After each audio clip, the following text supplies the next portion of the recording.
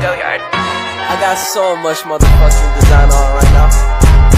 Break it down, bring it back, make it clap. I got 3 old thoughts, new block, where that damn bitches on my line, and you know. Masa Reformasi periode 21 Mei 1998 sampai sekarang. Masa Reformasi adalah masa berakhirnya pemerintahan masa Orde Baru. Masa Reformasi dimulai pada tanggal 21 Mei 1998 saat Presiden Soeharto mengundurkan diri dan digantikan oleh Wakil Presiden B.J. Habibie.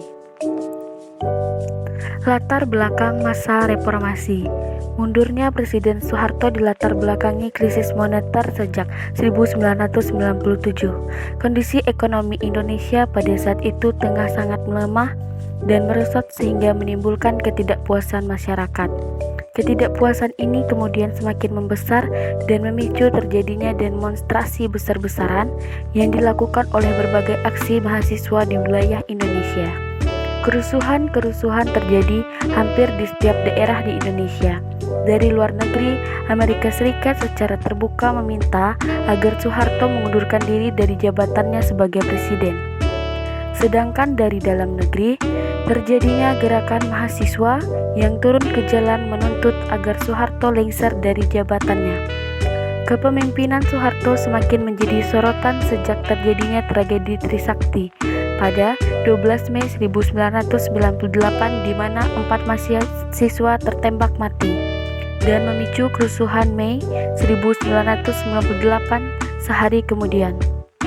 Pada 21 Mei 1998 di Istana Merdeka, Presiden Soeharto secara resmi menyatakan dirinya berhenti menjabat sebagai Presiden Indonesia.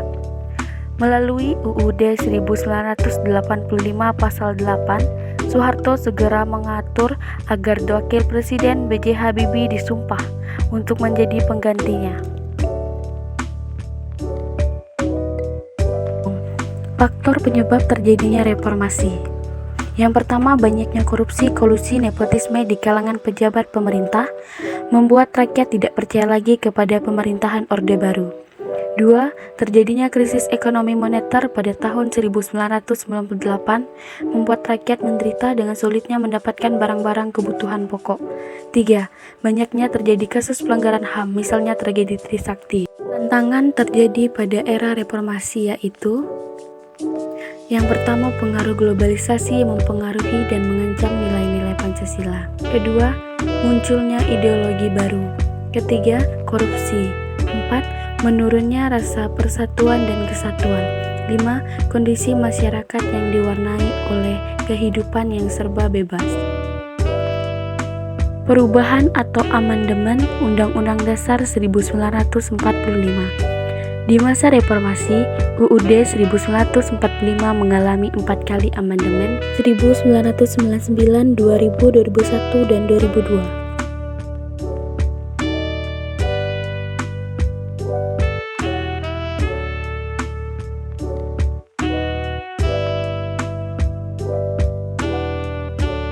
Perubahan UUD 1945. Salah satu poin terpenting amandemen Undang-Undang Dasar 1945 adalah membatasi masa jabatan Presiden dan Wakil Presiden.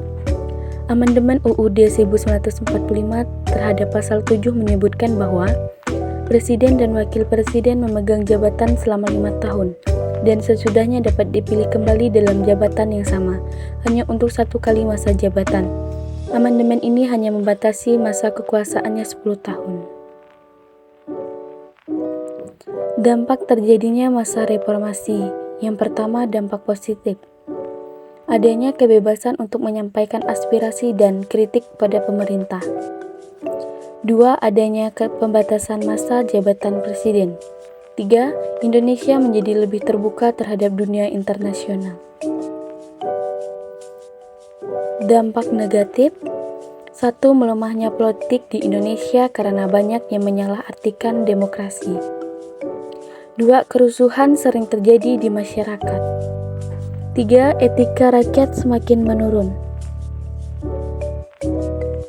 Tujuan terjadinya masa reformasi: menata kembali seluruh struktur kenegaraan, melakukan perubahan secara serius dan bertahap untuk menemukan nilai-nilai baru dalam kehidupan berbangsa dan bernegara, menghapus dan menghilangkan cara-cara hidup dan kebiasaan dalam masyarakat bangsa yang tidak sesuai lagi dengan tuntutan reformasi.